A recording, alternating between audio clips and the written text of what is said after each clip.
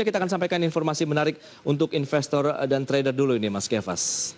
Ya pemirsa, kita tahu realisasi dari anggaran pemulihan ekonomi nasional telah mencapai 58,7% dari pagu anggaran sekitar 695,2 triliun rupiah. Dan serapan terbesar ini berasal dari program perlindungan sosial yang mencapai 193,06 triliun rupiah.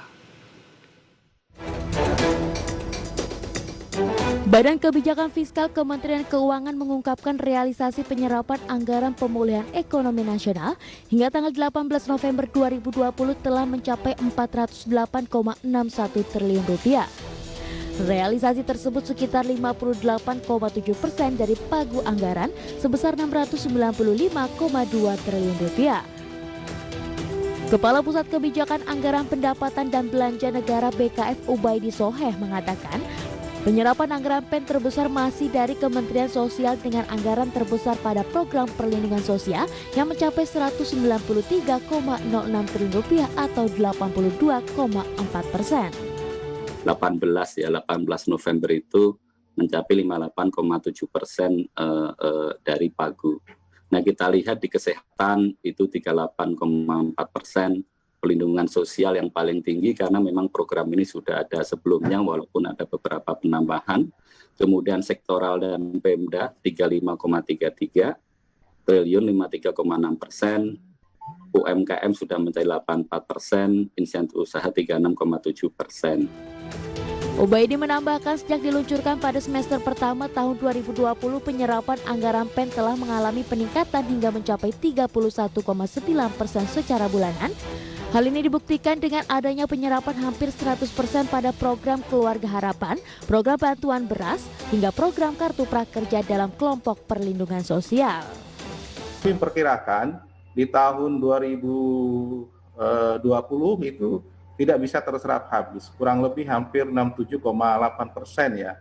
Dan ini menurut saya menjadi catatan ketika memang semua berharap bahwa PEN bisa menyelesaikan masalah dari pemulihan ekonomi. Nah, padahal kita tahu dengan growth segini hanya 67,8% sampai akhir tahun di tahun 2021. Sementara Indef memprediksi penyerapan anggaran PEN sampai akhir tahun 2020 hanya bisa mencapai 67,8%.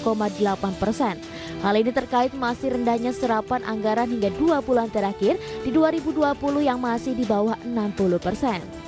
Tauhid menambahkan waktu tersisa penyerapan anggaran yang kurang dari 2 bulan seharusnya menjadi catatan khusus pemerintah.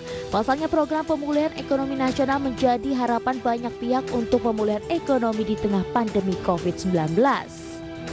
Dari Jakarta, Ricky Anwardi, IDX Channel.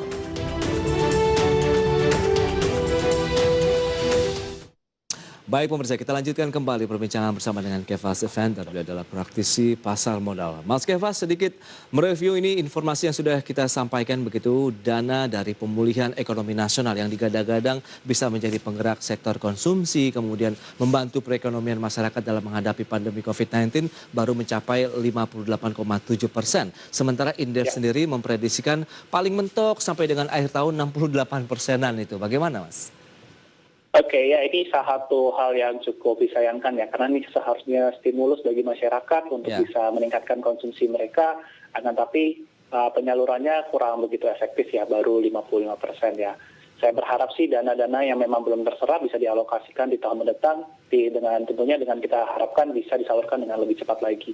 Karena ini salah satu yang memang bisa mendorong terutama sektor-sektor UMKM, sektor-sektor menengah ke bawah, di mana kita memang ditopang oleh juga besar ditopang oleh kalangan middle class gitu ya. Jadi kita berharap sih seharusnya program ini bisa disalurkan dengan lebih cepat lagi.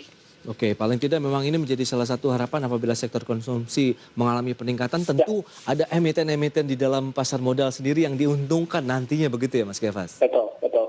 Baik. Ya, salah satunya karena ini berhubungan juga dengan sektor dengan konsumsi rumah tangga, tentu barang-barang konsumsi khususnya di sektor consumer goods itu mungkin yang akan lebih diuntungkan. Oke, kita akan tunggu nanti berarti actionnya apakah dana yang tadi masih tersisa kita bisa belanjakan, paling tidak didistribusikan untuk tahun 2021 begitu ya Mas Kefas. Kita akan jeda dulu sebentar, nanti di segmen berikutnya kita akan coba mengulas bagaimana saham-saham yang Anda rekomendasikan ya Mas Kefas. Oke. Baik pemirsa, jangan beranjak dari tempat Anda, kami segera kembali.